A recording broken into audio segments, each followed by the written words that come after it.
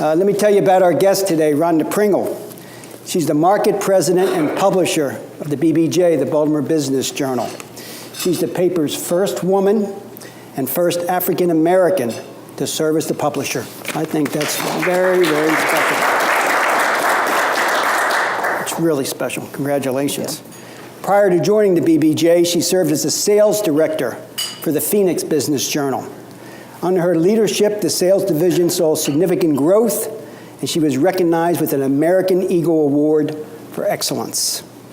She has over 25 years of media and marketing experience, having started her career as a reporter in Florida, and then in various sales and marketing management roles for some of the largest media companies in the United States, where she worked with small businesses, medium-sized businesses, and Fortune 100 corporations.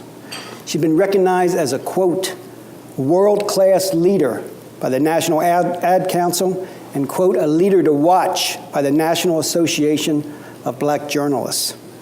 She's a native of Florida, Jacksonville, and a proud graduate of the University of Florida. Is that the Gators? That's the Gators. And she holds a degree in Bachelor of Science degree in journalism. And I think it's really, really important. She's a passionate proponent of child welfare, which probably we all should be. She served several years on the grant review board of the Season for Sharing Foundation and as a chartered board member of a nonprofit organization dedicated to assisting the needs of children in Liberia. She currently sits on the Center Club Board of Governors and the Board of Executive Alliance of Greater Baltimore, as well as serving on a number of local nonprofit committees. Welcome, Rhonda. Great to have you here. Thank you. You grew up in Florida. You worked in Phoenix. Came to Baltimore. Are you crazy? 14 below last week. I know. That was probably the biggest transition has been the weather. Everything else has been easy for me because I went from Florida to Texas to Arizona, so I'm not used to. I didn't even own a coat for 8 years in Arizona, so that was a big change for me. But it's been great. I'm amazed at how many people who live here though have some sort of connection to Phoenix or who go to Scottsdale all the time. And when they say Phoenix, you mean Scottsdale is really what you're talking about. But yes. So what brought you here? I mean, what made you make that big leap? It really was an opportunity to be the first African-American publisher, not just with the BBJ, but within all of ACBJ and all 40 markets. So I know that was a big opportunity for me. It was one in which there were 2 publisher positions open. One was in Pittsburgh and one was in Baltimore. I came here. Not the Steelers, over the come on. weekend, and I said, I don't need to go to Pittsburgh. This will be it. So I was very excited. For those of us in the audience that maybe not are finally attuned to the mission of the BBJ, tell us a little bit about that. What is really the mission of the company? So we see ourselves not really as a traditional media company. We see ourselves as a resource tool for businesses. We try to provide insights through our content, access to a premium audience. People don't realize that really almost 70% of our audience classifies themselves as a CEO, an owner, or top-level manager. That's really our primary audience. So 83% of them say that they make decisions with regard to business. So we want to give you access to that audience. And we also want to give you leads. We want to help you grow your business. So that's our main goal, is to help businesses grow their own business. And so every week we're printing pages of leads. You can also find them online. So if you haven't used them, you take advantage of them. So if businesses want to get involved, how can they maximize, if you will, their exposure to work with the BBJ? Is there anything in particular they can do besides maybe advertising or that kind of stuff? I always encourage people to learn how to use your BBJ subscription. We actually do a sort of seminar around how to maximize, for example, using the Book of Lists. Book of Lists is an amazing tool for business, especially small businesses, to enhance their own business. A lot of time people don't understand how to use that Book of Lists. So for example, you're used to going to, if you're looking to work with brokerages or large developers, going to the top of the list, look at who lost business. We always position it so you know who the ranking was last year and who the ranking is this year. Somebody who lost ranking might need your services. So we're always trying to help you drill down. What are you looking for? Are you looking for companies that are growing? If you see a company that last year they had 200 employees and now they're on our fastest growing list and they have 250 employees, they might be looking for new space soon. So we're always trying to find ways to help you think out of the box about the kind of companies who might need your services. And that's what we want to do day in and day out. Interesting. Tell us a little bit, you obviously you spent time in Florida, you spent time in Phoenix, you spent time in Texas. What's been the biggest surprise from a business perspective in covering this marketplace here in Baltimore? What's been the biggest So I could say my first big surprise was the whole high school thing here. I was sitting at a table at a luncheon with Bill Stromberg, and they were talking about where he went to school, and they mentioned Loyola, and I was 20 minutes into the conversation before I realized they meant Loyola Blakefield, and not, not the university. So that really threw me. But as far as the business community, I think my biggest surprise is, as you mentioned, I've lived in Florida and Texas and Arizona. They're very conservative states.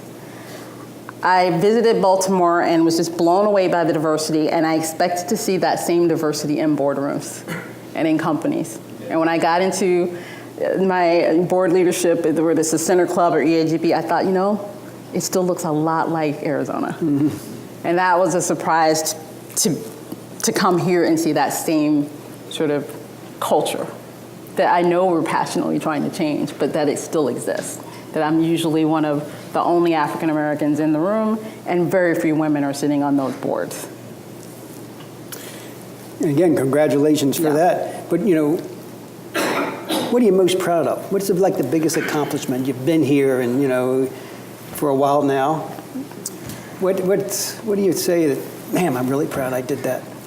I think what I'm most proud of as a company that we did is if you had a chance to look at our Stop Apologizing series, I was most proud of that from a content perspective. From an event perspective, last year we did our first CEO of the Year event. You're always nervous when you do an event. One is, will people even show up? It's like throwing a party and hoping people show up. And also people will nominate and be engaged. And we had that event. We honored, the purpose of that event is really to honor one CEO as sort of a lifetime achievement. We honored Don Hutchinson this past year, but then 10 really power brokers, 10 CEOs who are really the movers and shakers. They might not even be CEOs that have the biggest names, but we know they're the people doing the backroom deals, the people you have to know in the marketplace. And when we did that event, every single CEO showed up. From Calvin Butler to Marianne Scully, everybody showed up. And the people in the room that showed up to support them, the mayor came, legislators came, all the county executives, we had not seen that caliber at any of our events. So to do that for our first year and have that turnout was certainly, we were very proud of it.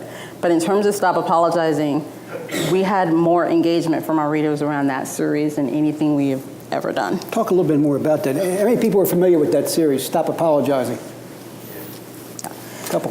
So Stop Apologizing came out of a brainstorming meeting with the newsroom. So we occasionally get people who send us emails saying, can you write something positive? And so we started talking about all of the great things going on in Baltimore. And I was teasing the newsroom about when I moved here, everybody would say, especially if I moved here from Phoenix, and they go, oh, well, they'll say something great about Baltimore, but then they'd say, and you go, I've never lived in a city that felt like it needed to apologize as much as Baltimore. When I moved to Texas, everybody was sort of like, well, you made it, didn't you? Because it was like, they think they're just everything in Texas. So you're just, honored to be in their presence. But it wasn't the same when I got here. And so that's really where the idea came from. And we did a series. It was done in the summer. We did a 2-part series. We did over a dozen articles about all the great things going on in Baltimore. Of course, we touched on some of the things we'd like to see better. You cannot talk about Baltimore and not talk about crime and infrastructure in general. But we also talked about all these businesses that have been here for many, many years and why they're still here, and all the reasons people should live here and work here and be proud of the city. And so that was really great. And we had so much engagement that we had readers saying to us, we want to talk about it. Can you have an event? Can you do a pop-up event? And we said, oh, we'll do something really quick. We only had 3 days. And by the end of the day, we had 80 people had signed up to be at the event. And it was really great engagement. So I was reading also something along those same lines about the Baltimore homecoming, that where they're trying to bring back the... They did an event last year. So Baltimore Homecoming is a whole separate committee. It's outside of the BBJ, but if you attended any of those Baltimore Homecoming events, it was pretty amazing, lots of engagement. But what they're doing is they're inviting celebrities and really well-known business people that have left the marketplace and inviting them back in to basically go back out into the world and be cheerleaders about why Baltimore is great. So I do love that effort. And they are doing it again this year, so. Yeah, how many people have heard about that? I just saw it in the BBJ a week or so, a couple of days ago. Yeah. Sounds tremendous. I mean, so we have people like the lady that's on the TV show. Yeah, I mean, they had Josh Charles. He's cute, so I remember him from, TV. But they had Julie Bowen from Modern Family. Barry Levinson was invited to be there, and I think he was sick. But they had lots of different directors there. I think this year they were trying to invite Jada Pinkett. So I know that there's an invite for Michael Phelps. So they're just trying to bring in big celebrities. We have actually a lot of people who have gone on that started out here in Baltimore. So it's pretty impressive, the list of celebrities that I looked at that are potential. So I can't really talk about the list of stuff for this year too much, but it was a great event. I think they had over the course of 4 or 5 events, over 3,000 people attend across that. So it was really, really good mix of people. Shifting gears back to, here in Baltimore now in the business community, you're out there, you hear all kinds of things. What are you hearing about the state of the economy, the state of business here in Maryland? I think cautiously optimistic is the right word. I think it definitely depends on what industry you're in, but overall, I think people are feeling optimistic about 2019. I think that the reason we say cautiously optimistic is it feels a little precarious. Like if one bad thing happens, it might not be quite what we want it to be. So there's, will we have another government shutdown? I don't know. But one little thing like that could make all the difference. I think we'll know a lot more after Q1 is over. We just are still getting reports about Q4. T-Row didn't have as great a fourth quarter. Legg Mason didn't have as great a fourth quarter. McCormick's was down. So we're all still trying to figure out what the lay of the land is locally. So we put you on the spot. Is there going to be a recession here in 2020? Or, excuse me, 2019, the end of the year? No, I don't think there'll be a recession in 2019. I think... Predictions I really don't, here. I think that would be tough. 2020, maybe you'll see a little bit of flattening for sure in the economy, but I don't even know then that we would necessarily have a recession. But again, it really depends on what happens with the government and where that goes. But I don't see that happening. I definitely see a slowdown, though. Yeah, but I mean, you look historically. I mean, this has been the longest period. I mean, usually, it's every 9, 10, 11 years at the peak. And, since 2008, we're going into the 11th year now. Right. So you would think, just from statistical and numbers and analytics that we're talking about, all things being equal, I mean, you got to think there's got to be some sort of softening. Naturally, that's why I said there'll be softening, but you have to understand this is a very slow recovery. This is probably one of the slowest recoveries we've seen, and so I think that means that the recession also looks a little bit different. And so I'll be interested to see, again, this is interesting because we're all trying to still figure out how the tax and jobs cut affected us. You hear people already complaining because they aren't getting big tax refunds, and a lot of the economy is based just on mood. Do I feel wealthier than I was last year? And so I'm going to be interested to learn more when people have all filed their taxes and businesses sort of start to weigh in and hear from employees, because there really wasn't real wage growth. There was jobs, but not real wage growth. And so I'll be interested in how that impacts people. Good point. Let me ask you one more question, then we'll open it up to the audience for questions too. You guys recently, I saw not too long ago, you did a nice article on VC deals, venture capital deals here in Maryland. You know, it was like the biggest amount ever. $1 billion. More billion than $1 billion. bucks. Yeah. Anybody get any VC deals? Where's George? Did you get any of that money? What does that say in terms of, what are investors saying? I mean, is that going to carry over to 2019? Do we see it? I actually think it will carry over into 2019. So there was a little over $1.1 billion of VC funding, which is a record. I think that represents some of the confidence people are having, particularly in technology. A lot of the biotech companies got some of that, but Baltimore got a good chunk of that money. And I'm excited about what's going on with this Cybertown USA at Port Covington. There's talk that they might have 30 tenants by 2020. That's going to bring an influx of people working downtown. Hopefully somebody buying these expensive places, of all this development that we have. So I am hopeful. But there's a big difference between people saying they may have 30 leases and us seeing it signed. So I'm just sort of waiting to see what that looks like. We were just talking about it at lunch, the building next door, which is a beautiful, beautiful building built by Questar. I know the principal's there.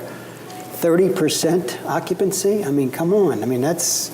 Yeah, I mean, they're being pretty tight-lipped about where they are with occupancy. I would say that's where we're estimating they are. They probably won't confirm any of that. But they don't have a whole... We didn't see a whole lot of residents there when we were there. But it's a beautiful space. I hope that it wins. That space was empty for a long time. I think a little over 20 years. Wow. And we were due to do something with that space. So on the one hand, they really made an investment. They took a risk, and they made a really great investment. And I want to see them really succeed. But on the other hand, it's gonna be hard because we're still wondering who are the people who are going to move into those spaces. It's not inexpensive. It's a beautiful space. But until we get more people willing to move to the city, that's still going to be a challenge. And it's a net negative right now for people, population-wise, for people moving out of the city more so than moving in. Is that correct? I thought I saw some statistic on that. I don't know. I'm not really clear on that. I will tell you we did an article recently about Baltimore City and how many taxpayers we have versus all of the residents. So 600,000 residents, we have about 290,000 taxpayers, so property owners. And so at some point, that's not sustainable. We have to get more people as property owners in the city. And so I think that's where I get concerned about everything being a rental property and driving that one audience. We have to get people who are willing to invest because taxes can't continue to climb or people are just going to go to the county. So. Yeah, it's a double-edged sword. Yeah. People complain so much about taxes here in the city, they don't want to live in the city. Yes. I just knew somebody that they bought a house literally that was over the city line into the county because they didn't want to be in the city because the taxes were like 2 to 3 times as much. I mean, no, the taxes blew my mind. I purchased a condo in October. I thought, I'm going to put my money where my mouth is and I'm going to invest in the city. And when they showed me the estimate of the property taxes, I almost had a heart attack. It is way more than I have ever paid in any state I've lived in, and I've owned homes in all 3. It was pretty crazy. Wow. Let me open it up to the audience. Who's got a question for Rhonda? Yes, sir. First, thank you for what you and BBJ does for the business community. Welcome. The model for a weekly business journal has changed a lot over the past 10 to 20 years. Mm-hmm. So much of the information that I get from you guys is on my phone in real time as opposed to waiting for delivery in the mail on Friday. Do you ever see a future where you would stop printing a publication and it would be just digital? I do see a point, but not anytime soon. Print is still a substantial part of the company's revenue as a whole, not just with Baltimore Business Journal, but across all of ACBJ. But we are seeing certainly an accelerated pace of subscribers that are digital only. I think we've been very fortunate because we're a niche publication. We haven't really seen the same kind of losses you see with what I call a B2C publication, because a lot of our subscribers are companies. So when that executive director or that CEO leaves, it just goes to the next one. It becomes a line item on a company, and that makes our subscribers a lot more sticky than you would if it was B2C. Great question. Talk a little bit about the consolidation in the marketplace. I mean, as you say, more and more people are digital. We talked earlier about the millennial. They don't read. I don't think they read the paper. They like reading it on their phone or on their computer.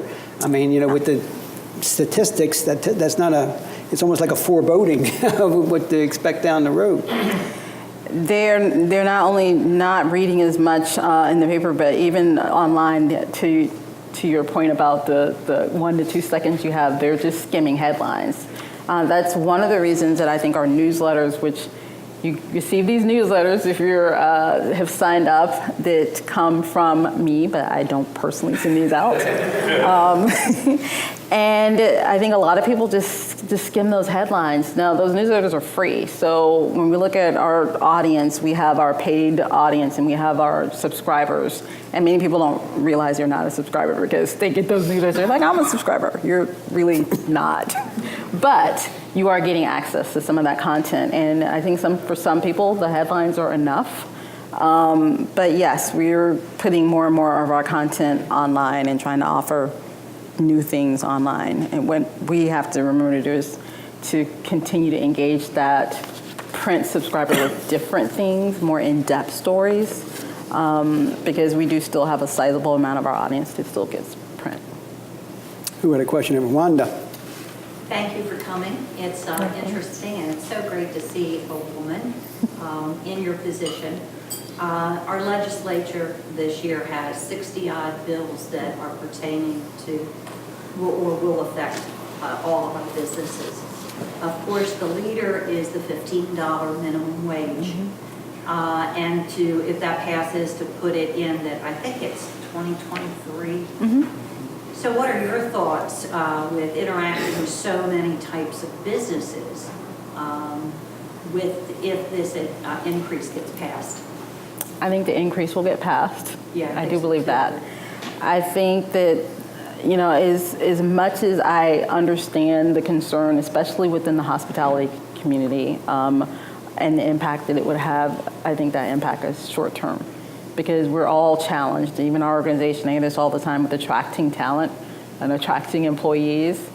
And DC already has passed the minimum wage, and we're going to have to compete in this marketplace. It's just happening. So I feel like it was an inevitability. It's just a matter of when it passes. So DC will be at $15 by 2019. Wow. So again, it's inevitable. So it'll be interesting to see how business responds to that, because there's a lot of ways that you mitigate for that, right? You have less full-time employees. You're in hospitality. They might make adjustments in terms of how tips are counted. I don't know how that will all wash out, but I do believe that ultimately, my opinion, that I think it's a good thing. Ultimately. Interesting. Great question, Wanda. Who else has a question? Yes, sir, Ed. You see, Port Covington's going to happen, of course. What's going to happen to the Inner Harbor here? Because you see tons of restaurants that have left. So Port Covington's going to be a place to be. What's going to happen to the Inner Harbor? Is it going to go back to where it was? What's your thoughts on that? I hope not, since I live right on the Inner Harbor. So I do like having those restaurants. It's interesting you say that. We've had a lot of restaurants that have closed. Brio closed, and that was one of my favorites. But we have also had some restaurant openings. In fact, yesterday I ate at Alexander Brown Restaurant, brand new, and it was very good. I'm a little concerned that they're all upscale restaurants. So that's one of the, Atlas Group just opened Alexander Brown. We had lunch.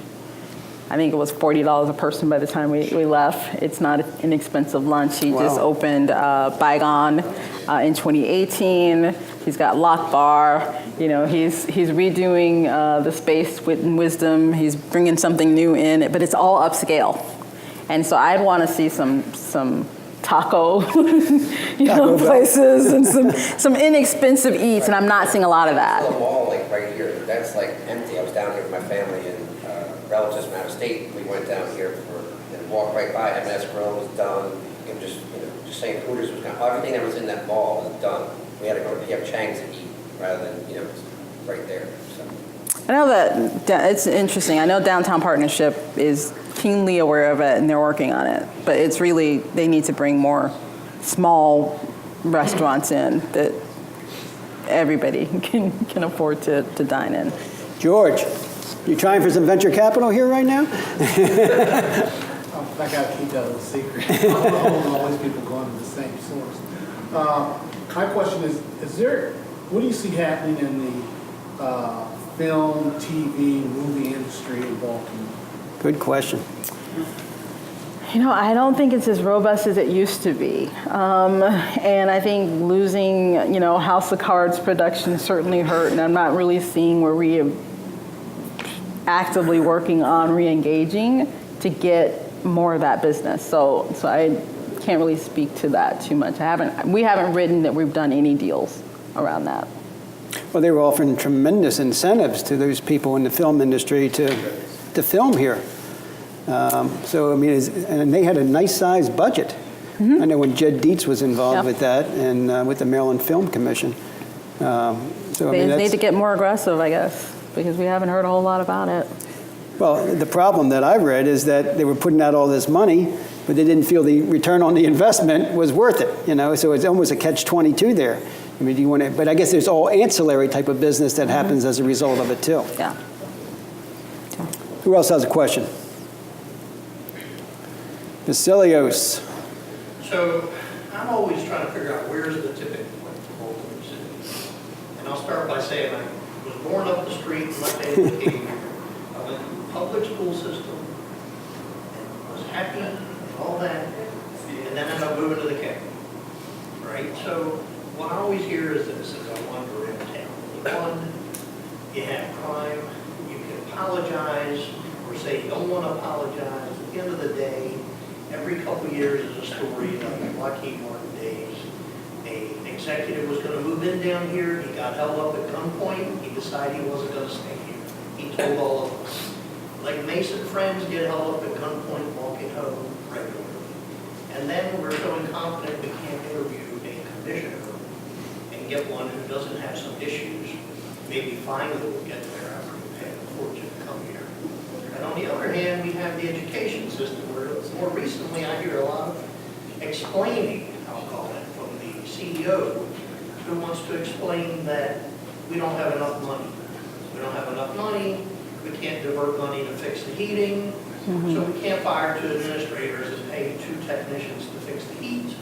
So the question is, where's the tipping point? We can apologize or not apologize all we want, but if you don't fix these 2 basic problems, which don't seem to be getting fixed, maybe one of them gets fixed. So to me, where do you think the tipping point is? Because if the place up the street's empty, right? It looks like a great place, $8,000 a month rent. For the penthouse. That's spare change for you, Vasilios. That's spare change. It won't be me. So I don't need that. So the question is, where's the tipping point? When will it be too bad? When won't we be able to pull back? Because we're close. For the video is a great question in terms of where is the tipping point for Baltimore in relationship to crime and a host of other things. Education, Rhonda. So I think for us, it's a matter of what do we tackle first. And I think in order to generate the kind of business, the companies coming here, we have to first tackle crime and infrastructure. We can't do it all. And as important as education is as well, if I had to do our bucket list of what we have to tackle first, it's got to be crime.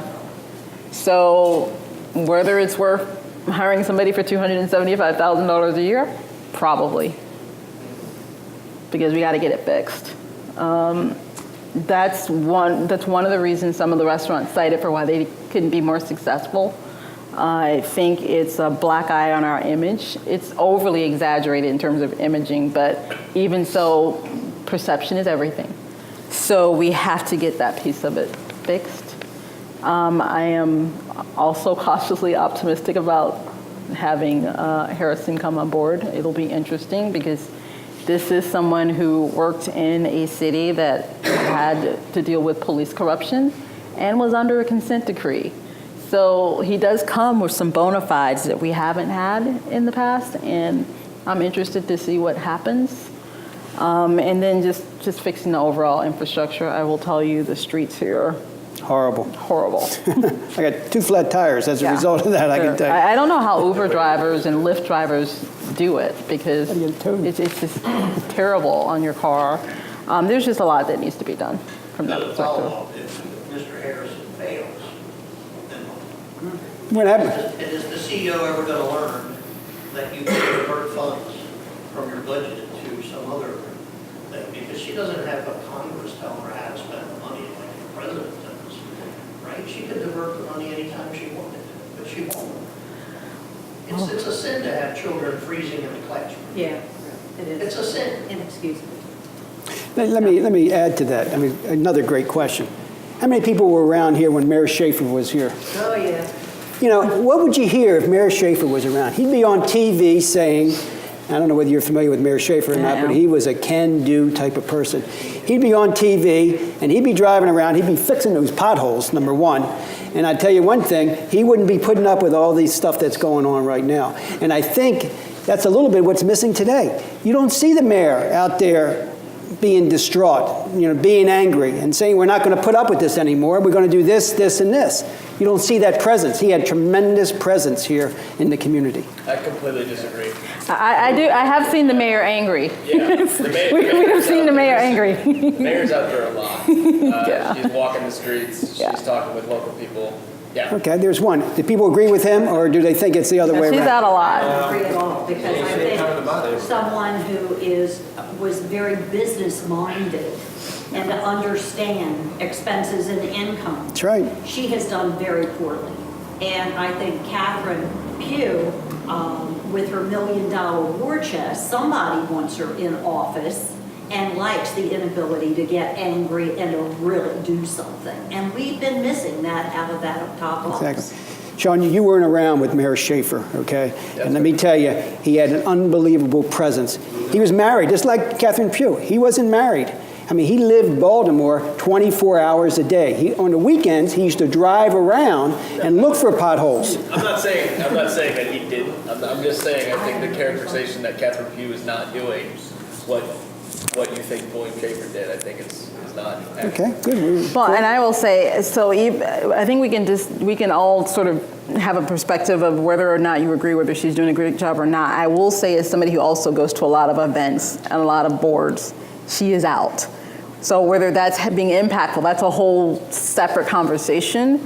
But she is out. She is at GBC board meetings speaking to. GBC has 500 members. It has one of the most powerful boards in this city, if not the state. Right, She is in absolutely. front of them all the time.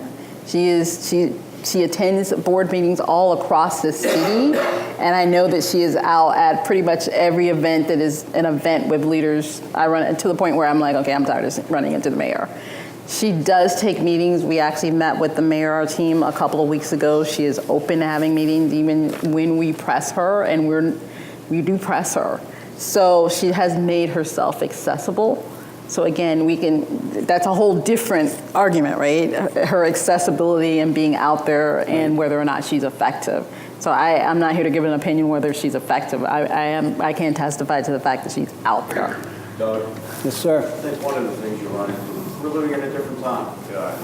You can't compare an era then with an era now. It's just not the same, dude. She does. Good point. The mayor does this, it'll be in the newspaper tomorrow. And he was a great mayor, he was a great governor, but it's just a different time. And you just can't compare eras. Good point, Marty. And crime is just a result of so many other things that are going on in the city, right? I mean, it's going to be hard for a police commissioner to come in here. You can't arrest your way out of the problems that we have. I mean, the problems that we have stem back to education. They stem back to opportunities for jobs. They stem back to all those things that you're not going to get rid of crime until you start working on the education system, until you work on the opportunities for jobs. I mean, I've said before, And there's 60,000 households in here that are low income, they can't get to work because there's no transportation. And we don't have a transportation system that can get people to jobs. And so, what do you expect people to do? I mean, you know, I'll tell you a story. Back years ago, I met a kid who we used to do a program at UMBC when I was there. We used to bring middle school kids out and get them acclimated to colleges, right? To think about going to college. And I met this young fellow who was a really smart kid, great kid, spent a lot of time with him, toured campus, and he had a $150 pair of tennis shoes on. And I said to him, I said, where did you get those shoes? He said, I bought them. I said, how did you get money to buy a $150 pair of tennis shoes? He said, I sell drugs. This kid was 15, 14 years old. He says, I sell drugs. I said, isn't that dangerous? And he says, listen, Mr. Schwartz, he says, this is really nice that you bring us out here to school. He says, but when you leave here, he says, you're going to go home to your lily white neighborhood with your lily white neighbors where you can leave your door unlocked and you can leave stuff in your car. And I'm going to go home to a house where I'm not sure my mom's coming home tonight. I sleep on the floor with rats bigger than your dog. Oh, jeez. And I have to do this to survive. He says, so we don't, I'm telling you folks, we have no idea what's going on in the city. Walk through some of the neighborhoods, meet some of the people who are down here.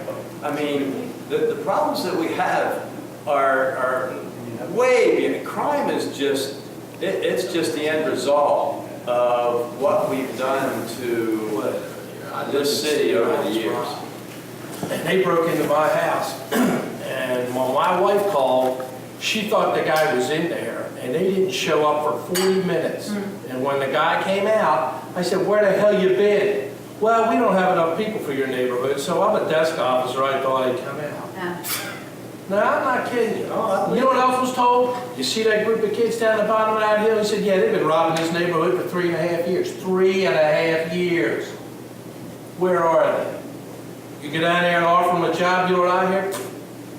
And I've done that. Wow. George. Yeah, let me switch the air cry for a minute. Yeah. How can BBJ help new technical entrepreneurial businesses?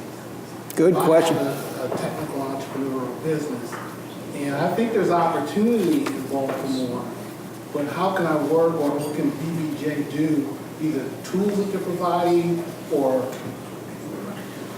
how can we work with the BBJ in that area? So we have really tried to expand our engagement with the tech community. We have a dedicated tech reporter.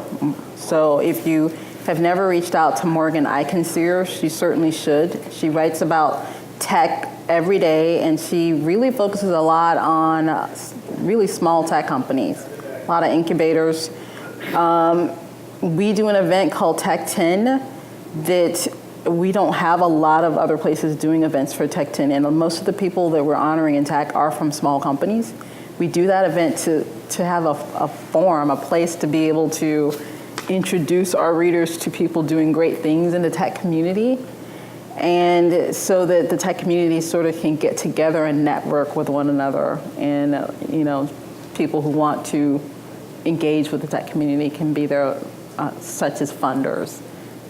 So take a look at the events we do, take a look at the content we have. We're always looking to engage with more people in tech because there's definitely a growth area and we want to do more of that. If you're not a tech company, what other ways could people engage with you or partner with you or do something with the BBJ? Any other ways?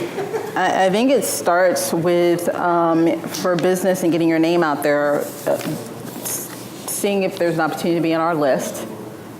All it takes to at least be considered is to fill out a survey. So if you want to be a part of the survey, Maria Siren is our research director. Make sure she's a part of that. I always hear people go, well, how do I get an article about me written? Or either somebody tells me about you, which is the case in Victoria's case. Somebody shared information about her, and we turn that into an opportunity to do an article. But you also just need to get in front of us. We don't know what we don't know. So we have to know what your company is doing. So in the form of press releases or networking events or really being a part of our list. We not only say that our book of lists is good for the business community, we use it all the time. We're constantly, like, when we're looking for panelists, pull out that list. Let's look at some of the CEO. When I'm looking for venues, we go and pull up our top venue list. When we're looking for businesses for tech and we need a panel, let's go see who the top companies were. It's our cheat sheet. It's the business community cheat sheet, and we use it too. So try as much as possible to be a part of our cheat sheet. Engage with us at an event. Most of our events, I require my reporters to have some presence there because I want it to be an opportunity for people in the business community to actually get next to that reporter for their industry. So come to an event and you can meet the reporters right there. And at least get, we don't do pitches to the reporters at our events, but at least get your business name out there because we do get a lot of stories and ideas from people we meet. Great point. John, Talk a little bit about the final question. Insiders Club. Yes. That's a good way to also get in front of. It is. So BBJ Insider Club is sort of your opportunity to engage at all of our BizMixes. We do a BizMix about once a month. It typically has between 80 to 120 attendees, and it's primarily business owners, mostly small business owners, small and medium-sized business owners, diverse group of industries. So everything from tech to banking to real estate, everything you can think of. And they are specifically there to do business, to talk to a network with other businesses. It's really inexpensive to join. It's probably, I think, the most inexpensive membership group in the city to join for what you get, because you get free attendance at all of those BizMixes, so 10 to 12 a year, as well as an opportunity to be a part of our Book of List Gala. Our Book of List Gala is invite only. So the only way to get there is if you're an insider or if you're a list maker. And when I say list maker, you're the CEO of the company that is the list maker. Everybody else invited is what I call a business dignitary. So, county executives, mayor, that kind of group. So it is really a who's who for us and our insiders. That's it. So it really is a good value. Great points in terms of engagement. Let her find out. Here's three people right here, as they engaged and they had a great article in the BBJ. Everybody, Rhonda Pringle. All right, thank you.